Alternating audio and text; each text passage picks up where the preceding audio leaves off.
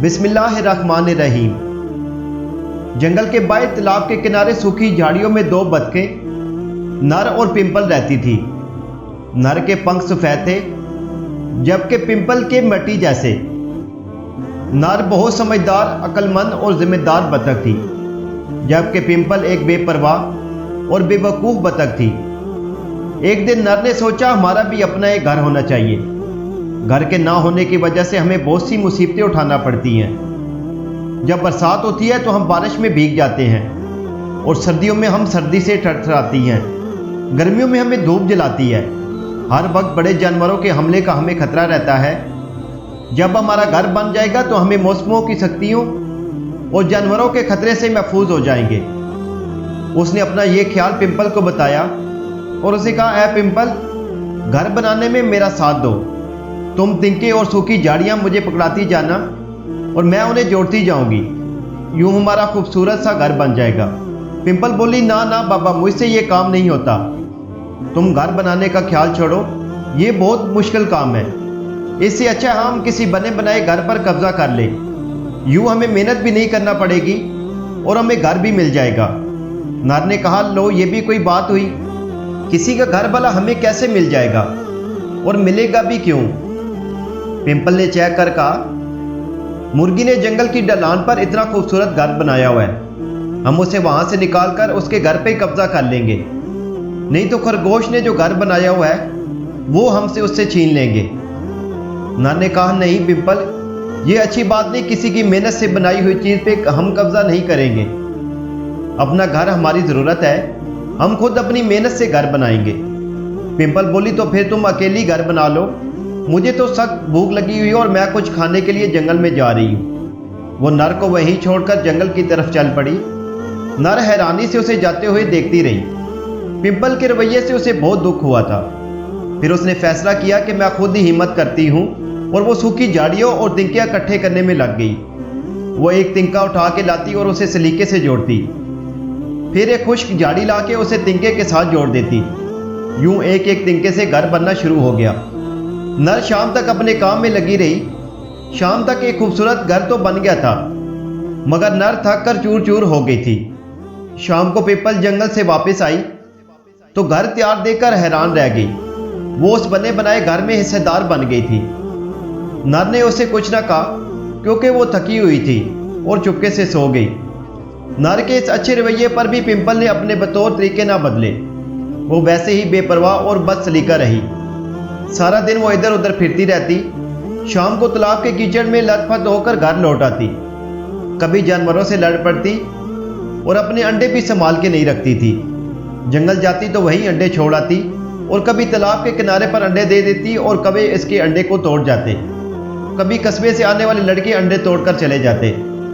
नर अगर उसे समझाती तो वो उसकी बात एक कान से सुनती और दूसरे से निकाल देती थी। दिन यूं ही गुजरते गए। एक शाम नर और पिंपल तालाब के किनारे अपने पर सुखा रही थी कि ऊपर से उन्हें एक चमकती हुई चीज अपनी तरफ आती हुई नजर आई। पिंपल ने उसे देखकर नर से कहा, नर वो देखो, एक सितारा जमीन पर उतर रहा है। मैं उसे पकड़ कर लाती हूँ, फिर हम उसे अपने घर ले जाएंगे।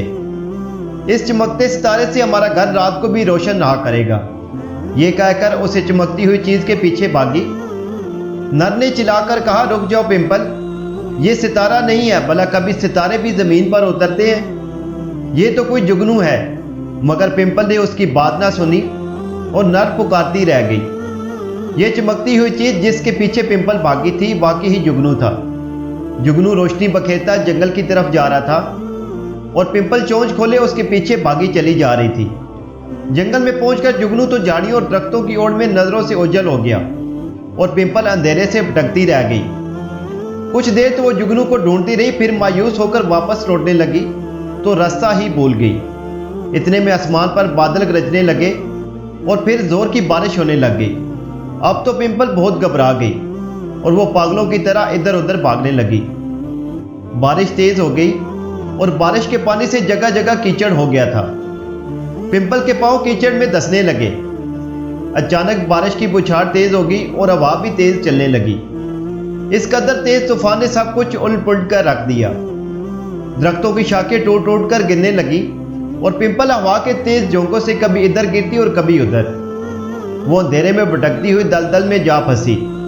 इधर नर सारी रात डरती रही कि कहीं पिंपल बारिश के पानी में बहकर झील में ना जा गिरे या किसी दलदल में ना फंस जाए। वो दुआएं मांगती रही कि खुदाया पिंपल खैरियत से घर लौट आए। दुआएं मांगते मांगते उसकी आंख लग गई। सुबह वो उठी तो हर तरफ रोशनी फैली हुई थी और बारिश भी रुक गई थी। वो घर से निकली और पिंपल की तलाश में चल पड़ी। जगह जगह बारिश का पानी खड़ा था और वो कीचड़ और पानी में चलती हुई झील की तरफ जा निकली। नर ने हर तरफ उसे ढूंढा मगर पिंपल का कुछ पता न चला। उसने झील के किनारे बड़े पत्थरों के पीछे झांका और जंगल की सारियां झाड़ियां छान मारी मगर पिंपल उसे कहीं भी नजर न आई। वो ढूंढती ढूंढती दलदल की तरफ आ निकली। अचानक उसकी नज़र कीचड़ में किसी चमकती हुई चीज पर पड़ी। जब वो करीब गई तो देखा पिंपल कीचड़ में गिरी पड़ी हुई है। उसे बेहिस और बेहरकत देखकर पहले तो नर समझी कि शायद पिंपल मर गई है, मगर फिर सांस लेने से उसका पर हिला तो नर की जान में जान आई। उसने आगे बढ़कर पिंपल को सीधा किया और उसके परों से कीचड़ साफ किया और फिर पिंपल की आंख खुली। नर को देखकर उसकी आंखों में आंसू आ गए। नर उसे सहारा देकर घर ले आई। घर आकर पिंपल बीमार हो गई और नर उसकी खिदमत करने लगा। एक हफ्ते बाद पिंपल ठीक हो गई। पिंपल अब बहुत बदल गई थी और नर की बात ना मानकर उसने जो तकलीफ उठाई थी उससे पिंपल ने काफ़ी सबक हासिल कर लिया था।